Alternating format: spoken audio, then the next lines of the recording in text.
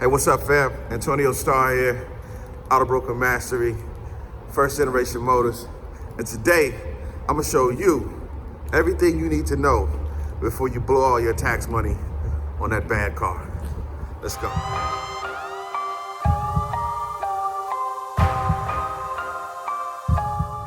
All right, so the last couple of bits right here, the last couple of pieces to wrapping this up. Man, you're so close to getting that car. You're so close to being in that 2009 Chevy Malibu. Woo! Listen, you're so close to being in that 2013 Kia Forte or whatever. You're so close to being in that BMW because you still want to buy a BMW. You're so close. You check the car out, everything is good. Now you come down. Let's get down to the nitty gritty, fam. Your price versus my price and the actual price that we're going to pay for this thing today. How do we get there? We're talking about negotiating. The negotiating part of the deal. And I won't harp on this too long. I will say the biggest thing is to keep in mind reality, right? Keep in mind realistic numbers. Yes, I know it's income tax time. Yes, I know that you have $3,000-$4,000 that you can work with. I know that, but you also have to understand that this is a business too. And I'm doing this part for, again, my brothers and sisters in the business. We still have a business to run. We want to give you the best deal possible, but we cannot lose our shirt.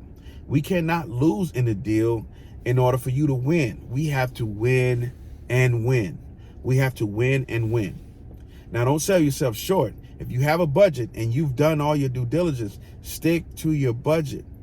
But save yourself some time. Save yourself some time and avoid the low ball. If you know what the car is worth in the condition that it's in, and you know what you have, then you should know realistically what numbers you should be working on, okay?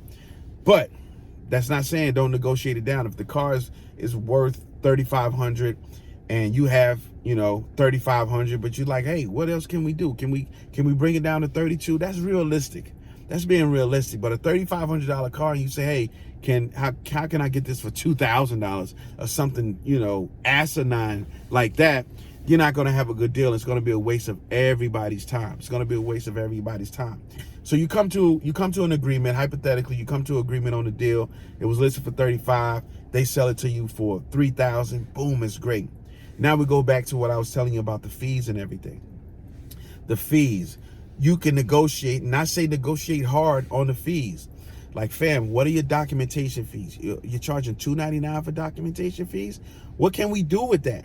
What can we do with that? Because I'm trying to get out of here. I'm trying to get out of the door for $3,500. What can we do with the documentation fees? A lot of people don't haggle that part. They only haggle the price. Oh, it was $35,000, now it's $3,000. But then they come back and they hit you on the back end. And I'm not throwing my brothers and sisters under the bus. I'm just saying, as a consumer, I want you to understand both sides of this deal. Those doc fees, those delivery fees, any other kind of dealer fees, negotiate those things. Hit those things hard, because you don't want to price yourself out of a vehicle just based on fees that are created by the dealership. So negotiate those. All right. Now, if you decide that you want to finance, make sure you're 100% clear on what you're paying in the financing department. What is my interest rate going to be? Because sometimes you go into a dealership and they will ask you this question: Are you more focused on the interest rate or your payments? Are you more focused on how much you pay or how long you pay? And when you answer those questions, they know what to tell you about, because you can go in and say, hey, you're going to be paying, $195 a month. Oh, word? $195 a month? But then what you find out later, because you didn't really pay attention to that, is that you're paying $195 a month for a 2009 Malibu, and you're paying 2 to 3 years of $195 a month, right? 4 years of $195 a month, because what you didn't realize is that you're paying 29% interest on that car. You're paying 29% interest, and that $3,000 car ended up being financed for $4,700 because you have all of these fees.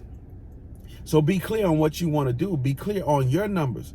This is what I'm willing to pay with interest. This is what I'm willing to pay per month. This is how long I'm willing to pay this much. This is how much I'm willing to finance on this $3,000 car. Get yourself savvy. Know your numbers. If you know your numbers, people can't take advantage of you. If you know your numbers, people can't take advantage of you. Actually, when you walk into the dealership and you present to them, hey, this is what I'm looking to do. This is what I'm looking to spend. This is what I'm looking to pay. This is the terms that I'm willing to spend, and I want to have this car paid off in this amount of time. Stand firm in it. Stand firm in it. And if it doesn't work out in your numbers, you have to be willing to walk away from the deal. Because we as dealers, if the numbers don't work in a favorable manner and it's win-win, then we will walk away from the deal. You should be able to do that too. So again, when I told you about not being glamorized by the car, do not be glamorized by the car, because you need to make sure you can focus on that deal. Now, the very last point that I want to make, because now you just bought that 2009 Malibu looking good. You just bought that 2010 BMW looking good. You just caught that Toyota, that Honda, that Nissan looking good. The price is great. The car looks great. The history was great. They didn't have any codes on it. Nothing was hidden from me. There's no smells. It feels good. It rides good. I'm doing great. Bought the car. I'm gone. Now, you have to focus on what you do after you buy the car. What do you do after you buy the car? Because you want to maintain the car, because once that car leaves the lot, it's yours, fam. And these are the things, quick things that I want you to do. First of all, I want you to go and get all of your fluids changed. Get all of your fluids changed. I don't care if they have a sticker saying the oil was just changed, blah, blah, blah. If the oil is good, that peace of mind. Now we're talking about a peace of mind. So get your oil changed. Get your transmission flushed if you're able to get the transmission flushed on the car. You know, get a consultation on it before you do it. Your wiper fluids. Get your power steering fluid. Get your brake fluid. All of that stuff, check, change. So you know that on this day, I bought this car on February 20th, 2002. I know starting here when I need to get my oil changed, when I need to get my brake fluid changed, when I need to get my power steering fluid, when I need to get my transmission flushed and changed, because I did everything on that day. Because now it's about the preservation of your investment, the preservation of your investment. So get all your fluids checked. Also, don't cheat on the gas. So if you bought that BMW, right, or you bought that Infiniti, or you bought that Acura, or you bought any of these cars that require premium fluid, premium gas, make sure that you're putting premium gas in the car, family. Do not cheat yourself. Because if you're driving a BMW and you're putting 87 or 89 in it because you don't want to pay the extra 20 cents a gallon, then you could not afford the car in the beginning.